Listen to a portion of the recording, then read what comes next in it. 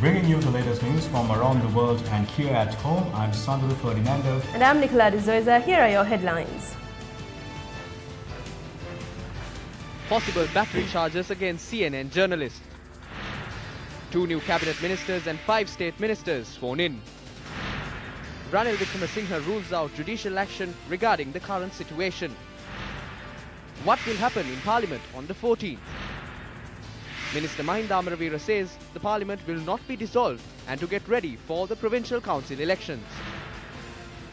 Karu, Chandrika, Rajita and the Movement for a Just Society commemorates Venerable Sobhita Thera. And now in local news, UNP leader Ranil Wickremesinghe, speaking to the Hindu newspaper, says he is willing to work with President Maithripala Sirisena if given a chance to prove his majority in Parliament. The Hindu reports Ranil Wickremesinghe has saying, quote, "I have no problem working with him. That's a question you must ask him. The constitution doesn't make provision for personal prejudice," unquote. Ranil Wickremesinghe has also said that the parliament power is supreme and that is what the speaker has upheld. He has also said that he is confident about the numbers and that the delay to convene parliament is because they don't have the numbers. Wickremesinghe is quoted as saying, "The delay worries me because it makes the country more unstable." The Hindu reports Wickremesinghe, who has pegged his chances entirely to a floor test, has ruled out a court appeal on the matter, citing the parliament's, quote, "supreme judicial power," unquote. Reiterating the position, he said, quote, "Even if you go to the courts, they will send you back to parliament on this matter," unquote. Leader of the United National Party, Ranil Wickremesinghe, made a statement addressing the party members.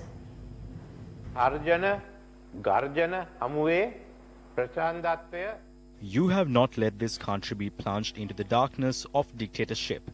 For this inspiring effort, I want to thank everyone who has risen for democracy and justice. Without resorting to violence, you have worked to defeat intimidation and fear with courage, creativity and hope. I thank you for this. This cause is far bigger than myself, members of parliament and political parties can ever be. It is a battle for our basic freedom, for our rights, for our nation. Don't give up.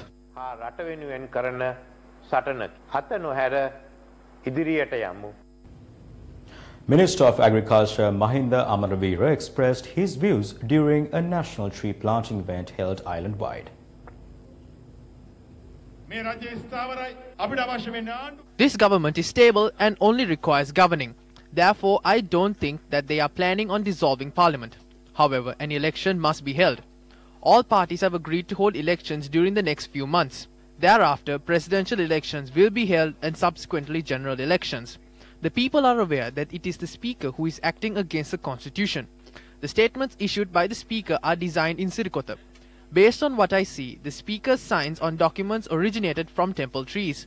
Acting against the Constitution is a punishable offence and the Speaker must remind those who are against the Constitution can be imprisoned. The island-wide Rapid Agriculture Development Programme commenced today. The national programme, which is aimed at planting jack saplings, commenced at the Department of Government Information. The third commemoration of the late Most Venerable Madhuluvave Sobhita Thera was marked today. The event organised by the Most Venerable Madhuluvave Sobhita Thera Commemoration Foundation was held at the new town hall in Colombo this evening. Speaker Karu Jayasuriya, former President Chandrika Bandaranaike Kumaratunga, clergy, politicians and several other dignitaries were present at the event. The commemorative speech was delivered by Professor Jayadewa Uyangoda, the award-winning professor in political science at the University of Colombo. In the upcoming days, there seems to be an open collision between the executive presidency and the parliament. This should not be taken slightly. The country is in dire need of moral intervention by our leaders at this critical time in order to prevent this political crisis from turning into bloodshed.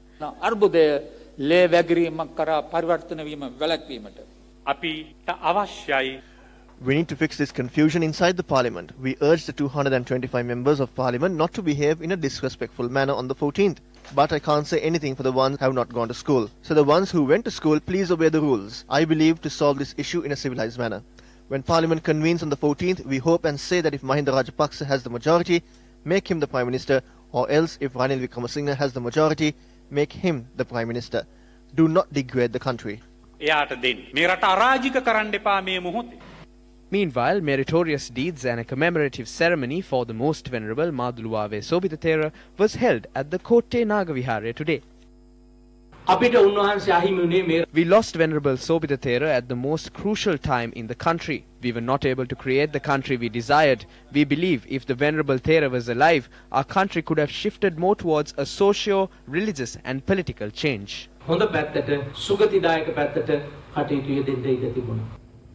Two new cabinet ministers and 5 state ministers were sworn in before President Maithripala Sirisena today.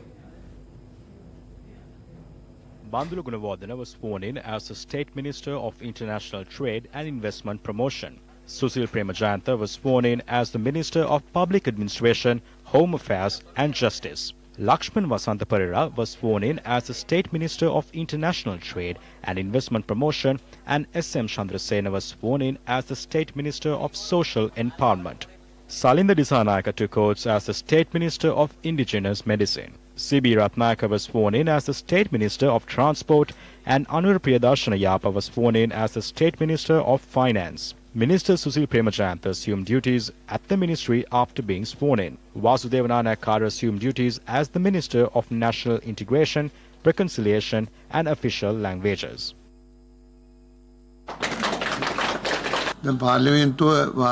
The Parliament has been prorogued and has been reconvened on the 14th. We will go on that day and commence the activities as usual.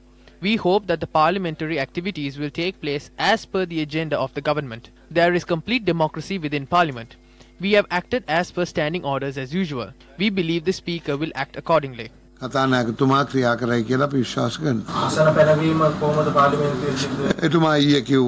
Yesterday, he said the seats will be allocated in a ruling party as per the gazette issued by the Prime Minister. The government is not based on the majority. The government is part of the exclusive. The government is part of the executive. The power of the government depends on the power of the president. The parliament is the legislator. You should not mix these two up.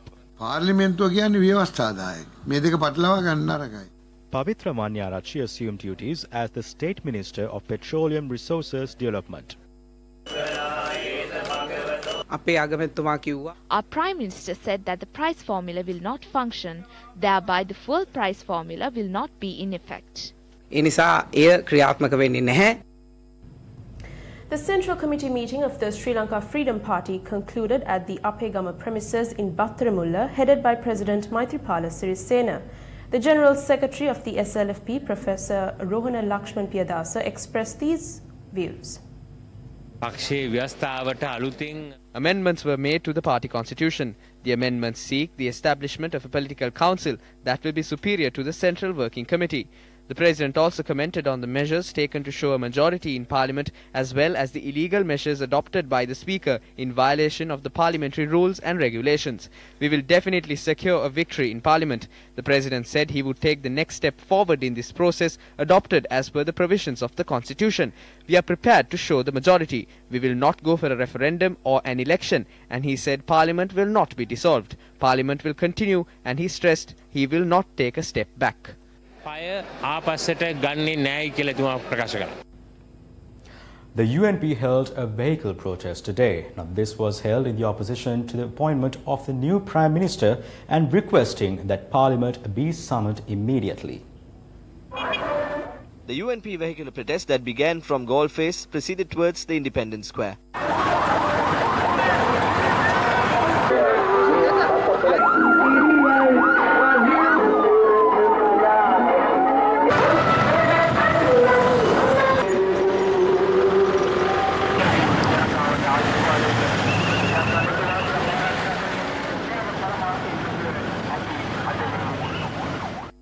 The protest that headed towards Kolpiti from Galle proceeded in front of the temple trees amidst the salutation of UNP leader Ranil Wickremesinghe and several other party leaders.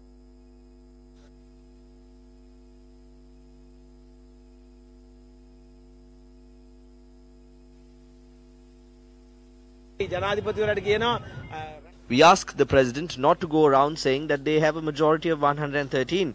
We ask him to summon Parliament so we can show who really has the majority of 113. We will fight until we send this illegal president home. Look at the blocked roads. Do not lie. I will smash that. Blocked roads, don't use slang. Don't lie. Our President Maithripala Sirisena is saying that the parliament will be convened and steps will be taken to show who has the majority.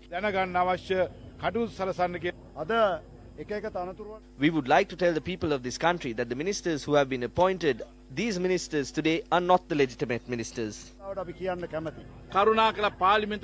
Kindly convene the parliament today so we can show who the real Prime Minister is.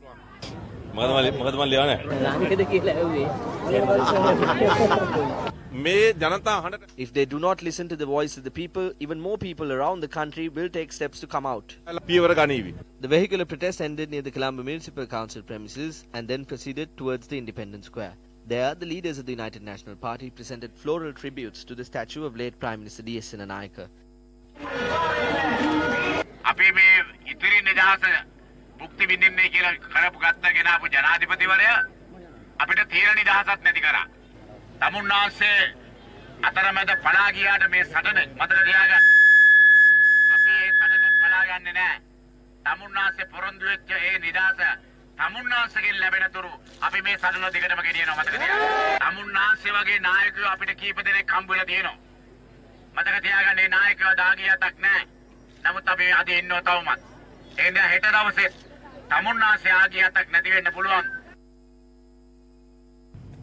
A media briefing was held at the Prime Minister's office earlier today. Ministers Anura Priyadarshana Yapa and Susil Premajayantha attended the press briefing. Even after the 19th Amendment to the Constitution, it is the executive powers of the President that are distributed among the Prime Minister and the Cabinet of Ministers as various subjects. The UNP or the opposition say we are conducting parliamentary proceedings according to a Westminster model. What simply happened was the executive powers of the President were slightly reduced following the 19th Amendment. The Cabinet of Ministers will be complete within the next 2 days. Almost all of the progressive parties have joined hands with the government by now. When considering the voter base of the President and the Prime Minister combined, more than 56% voted for them in the recently held elections.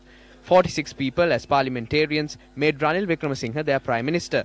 The Speaker at that time was Chamal Rajapaksa. But did he ask them to show a majority in Parliament? If they are ready, so are we. We have already decided to hold provincial council elections as soon as possible.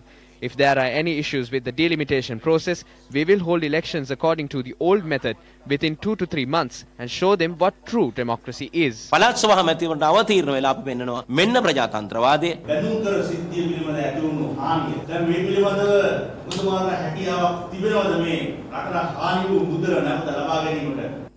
It is a very simple fact. When reading the bond report, it is clear that there are several more people involved.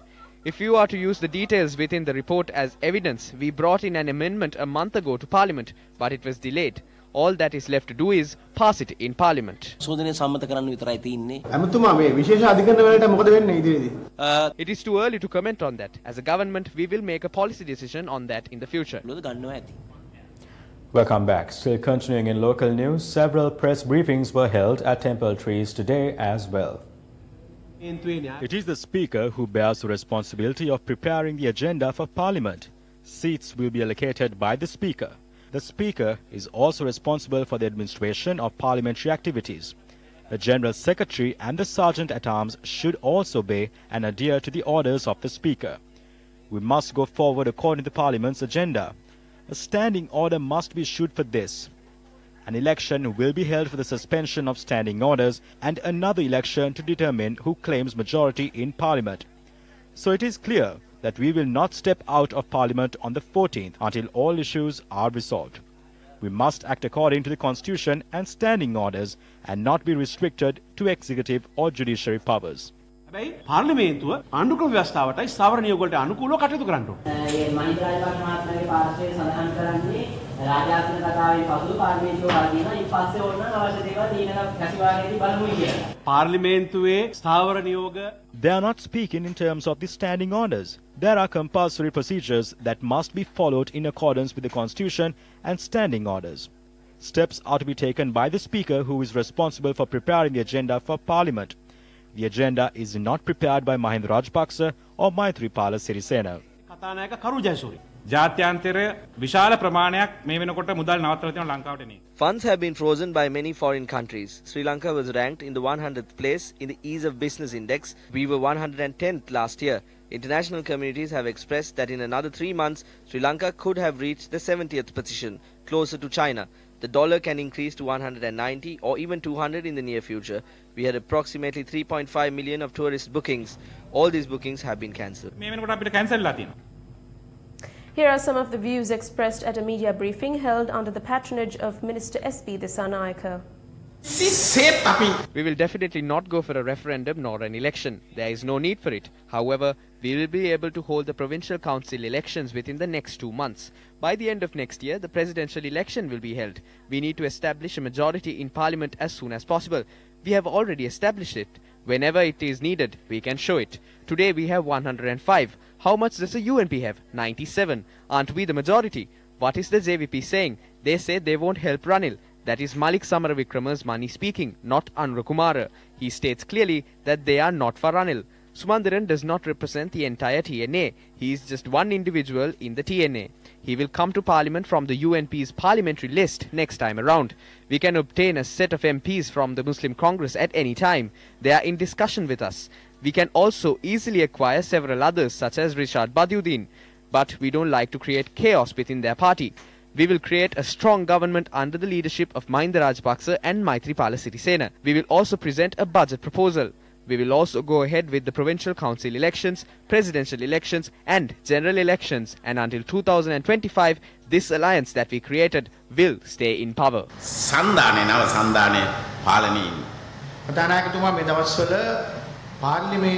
The Speaker is currently overusing the Parliament to fulfill his future political agendas. According to the information we have received, he is in contention to be the next presidential candidate within the UNP. Therefore, Ranil's faction is trying to appoint someone they can keep under their control, and they seem to be teasing Karu Jayasuriya for that. The media release he issued on the 2nd or 3rd of November was completely contrary to what he said in the first statement. How is it that these opinions change within a few days? The Speaker seems to be playing a political game.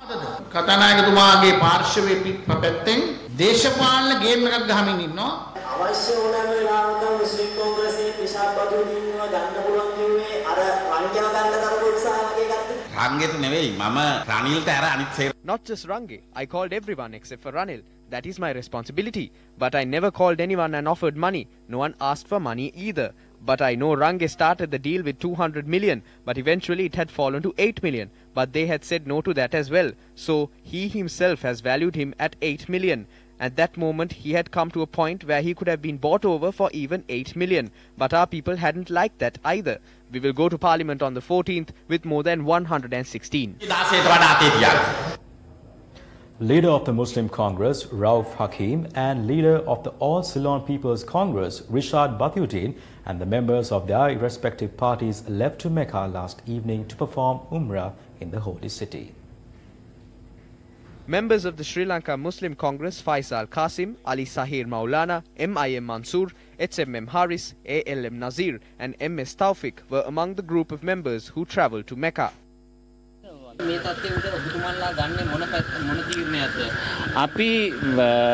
We cannot approve the current political situation in the country. We still remain at the point that the current parliament is not legal.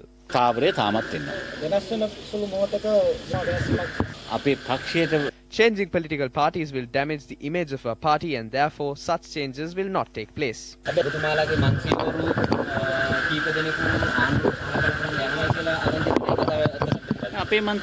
Our members will not make such decisions without the consent of party leaders. We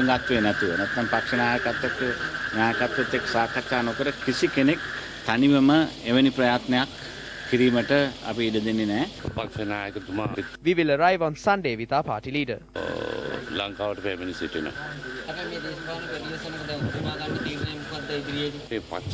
The correct decision will be taken by our party leader. We will give the correct decision to this country after we return from Umrah. We are due to arrive in Colombo next Sunday morning. Whoever claims majority on the 14th will be elected as the ruling party. If we remain in the UNP at that point, we will accept ministerial positions. Members of the All Ceylon People's Congress, including MP Rishad Badiuddin, Amir Ali, Abdullah Maharouf and Ishaq Maharouf, were also among the group to perform Umrah. A member of the party further stated that Muhammad Ismail will also join the pilgrimage. SLMC media spokesperson said that their visit to the Holy Land will be via Dubai. UNP MP Arjuna Ranatunga convened a press briefing today.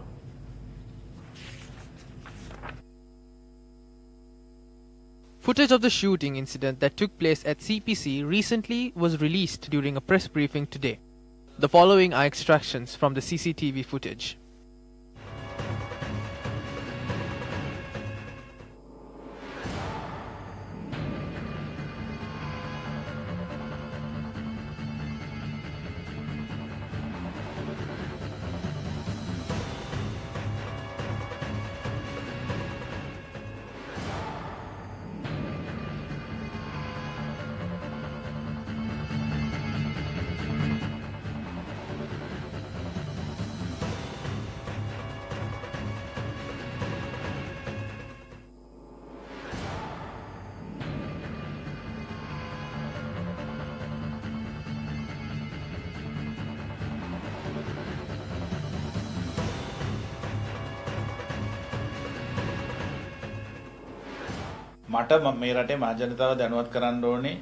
I must inform the public regarding the situation I faced. The innocent person was projected as the one responsible for the wrongdoing. It is because of my security personnel that I am seated here today. However, this man is now in remand. Those who initiated the fight have not been punished. Many are pointing fingers at my family, and therefore, based on the CCTV footage, I request for a fair and just treatment. Meanwhile,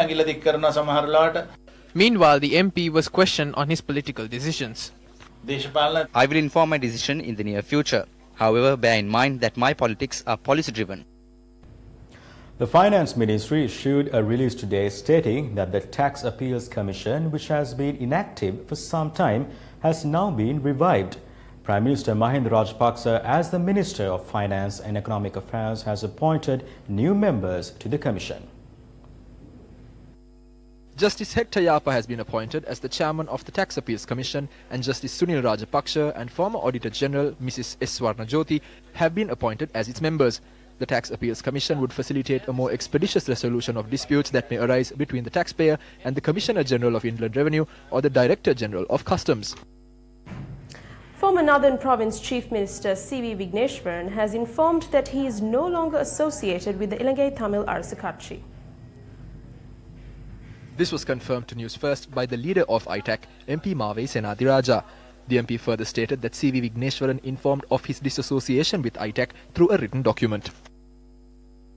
The Colombo University held its annual research symposium today with the theme of engaging with the digital world in higher education at the university premises under the auspices of the High Commissioner of Australia and Maldives, Bryce Hutchison. We will be actually moving forward and establishing a cyber campus of the University of Colombo. Because we are in the digital world, there is no physical limitations in the cyber world. So we thought of actually create a cyber campus here at the University of Colombo to be the first in the university system here in Sri Lanka and offer programs not just to Sri Lankans, those who are interested in getting engaged in higher education, but also to the whole world, because there is no limit. The students obviously have an enviable lifestyle in Australia's vibrant cities and towns, and very, very importantly, they emerge ready for work. This is not just rote learning, this is problem solving, this is applied analysis. These are students who are able to get into the workforce and demonstrate skills straight away. Getting back to the rankings, of course, key measures by which universities are judged in the international rankings are research and teaching quality. And in good universities, such as Colombo University, teaching and research are not separate endeavours. Giving evidence before the Presidential Commission of Inquiry on irregularities at Sri Lankan Airlines, Sri Lankan Catering and Mihin Lanka today was the former head of operations at Mihin Lanka, Captain Nehal Gunawardena. The witness states that the former CEO of Mihin Lanka, Sajin Gunawardena, did not possess the required qualifications, experience or even a basic understanding of the aviation industry, and his incompetency as CEO was the main reason for Mihin Lanka to incur billions of losses to public funds.